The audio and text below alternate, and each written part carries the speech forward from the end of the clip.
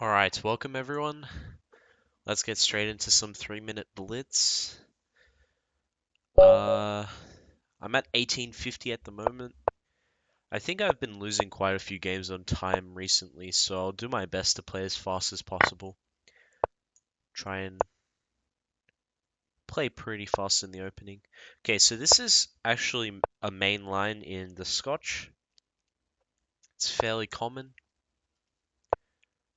and it makes a lot of sense. Like everything that he's doing at the moment is pretty solid.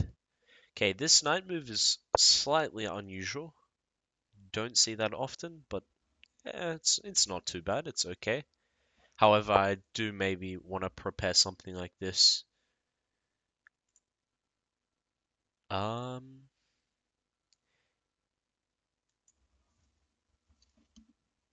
Here I think I just castle. And if he goes for a trade on this, it's actually not very good for him because I end up having a really nice central position. This bishop's doing a nice job on its diagonal. This bishop's good defensively, and something like f4 can be prepared. Bishop and rook covering it. This knight needs to get more active for sure, but other than that, I think this is looking like a solid position. My opponent has left the game, so I can claim a victory in 20 seconds or so.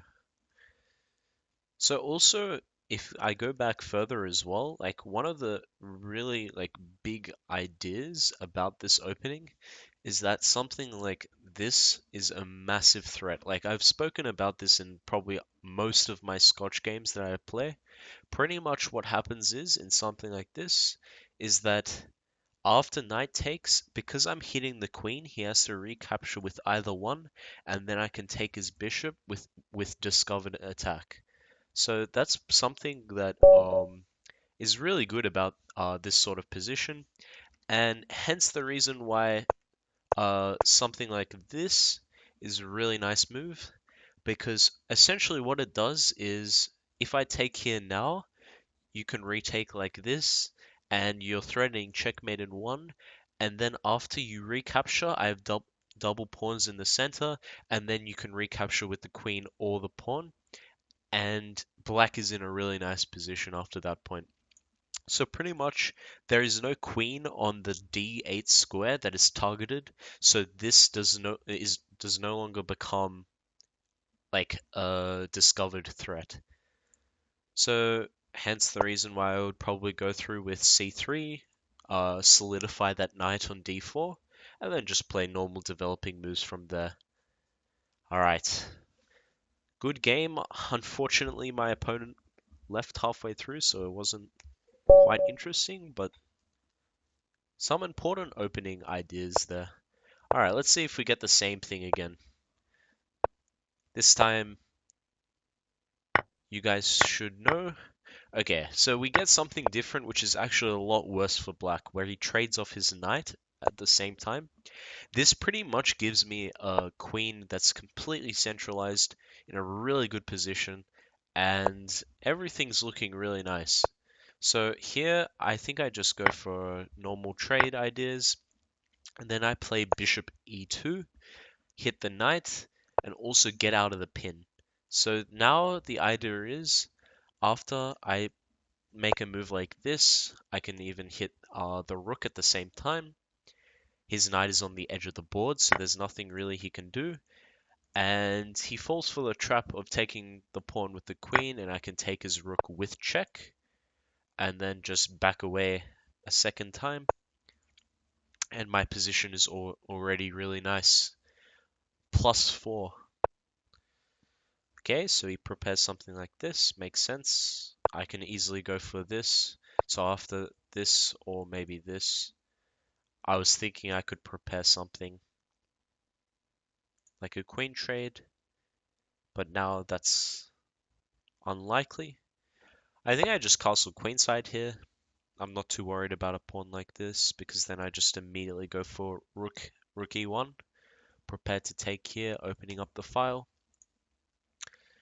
And pretty much go for the quickest attack possible. So let's go straight for it, I think. This is looking really quite nice for my position. So now I take this and I hit the queen at the same time. So the queen has to move out of the way. Then I can maybe take here. Then play like rook check or something like that. And then I have this really nice checkmate on h8. Really nice stuff. Another great game. Alright, let's go one more. Let's rematch this guy. Hopefully we can get another win.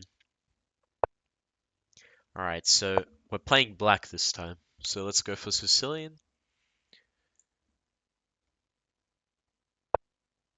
And I don't think I've explained why the Sicilian is actually good and why I enjoy playing it.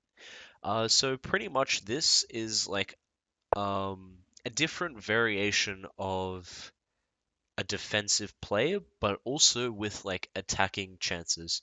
So pretty much the reason why I like this is it keeps control of the center quite nicely, and it also gives me a different option to e5. So e5, in my opinion, is not the greatest opening because there are a lot of different ways that I just do not enjoy playing the positions that come from it, like such as the Scotch, which is what I play as white. If I come up against that as black, I do not enjoy it at all. So Sicilian is a really nice way to develop a really nice pawn structure and then play for the central control. Okay, so in this position, he's trying to go for a really nice central control, but this is typical in these lines. Something like this usually happens, and usually what happens is d5 can be played later on to try and make a break, and if push pawn, knight can either hop in or jump back. Hop in just loses a pawn because after takes and then takes, he can take with rook. So jumping back is quite nice. This can be played, this can be played. There's a lot of things, a lot of options for sure. I think I'm going to go immediately for f6 because I want to get this knight back into play and also weaken his pawn structure a bit. Because there's only these two pawns in the center. If I get rid of one of them with one of my outside pawns, it can be a lot better for my position. So now I have two knights attacking this at the moment. So probably my best bet is to either take with one of them or just immediately castle and hit this bishop with my rook. And that's exactly what I'm going to do. I'm going to go for this bishop with my rook. And then wherever the bishop goes, probably here is the best option. I was going to say I can recapture here. But now he's going for this sneaky idea where he gets queen check and then checkmate in one because the knight covers this square. However, I think it is not too bad for my position. Maybe it is bad. I'm trying to work out a way to stop it. Knight back here is just the most logical way to defend this pawn. But if I take here, so I get checkmated. If I push pawn, he also can take with knight, and after recapture, he can play queen takes and then checkmate. So I think knight into here is the best way. Alright, I need to play a little faster now. This one is not looking too great for me, but we'll see. We'll see what we can do. Okay, let's just take like this.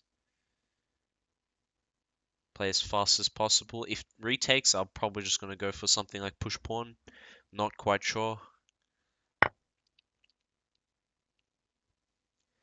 Yeah, push pawn is probably not the best idea. I have to play something like this, I think. And if he chooses to retake like this, I'll probably go for trades, and then after something like this, I can just fall back. Okay, after retakes, I can take here because my bishop actually defends, And it's not looking like a terrible position anymore, at least compared to what it originally was. My rook can come across, my queen can come into the play. Okay.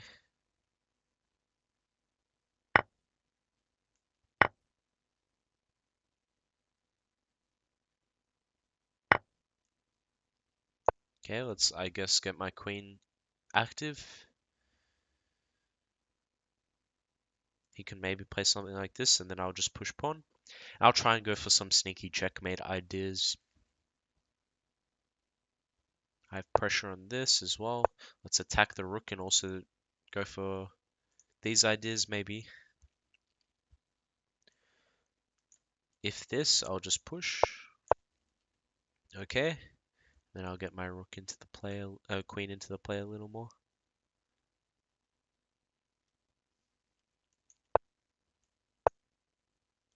Attack this pawn. If this, I'm just going to take it. Okay, attack the rook now.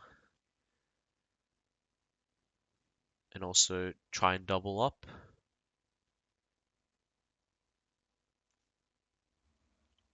Okay, 14 seconds to his 24.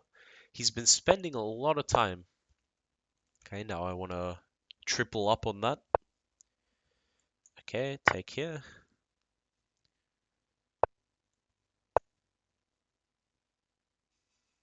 Okay, this is just losing now.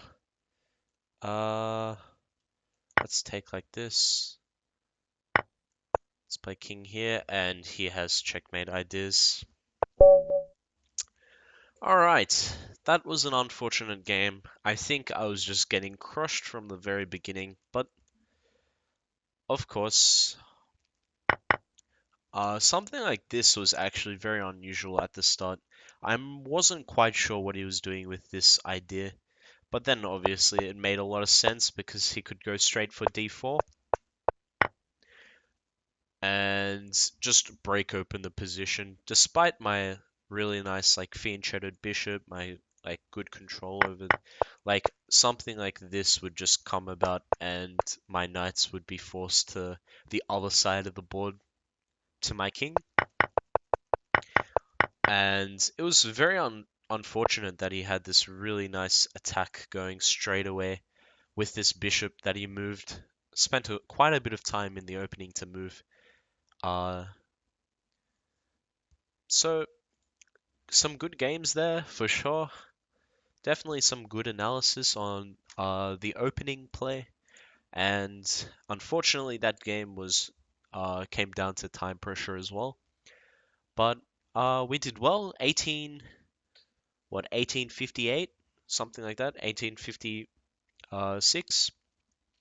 So some good stuff there. I lost 6 rating. Wow, that's quite a lot. All right. So thank you all for watching, and I'll see you next time.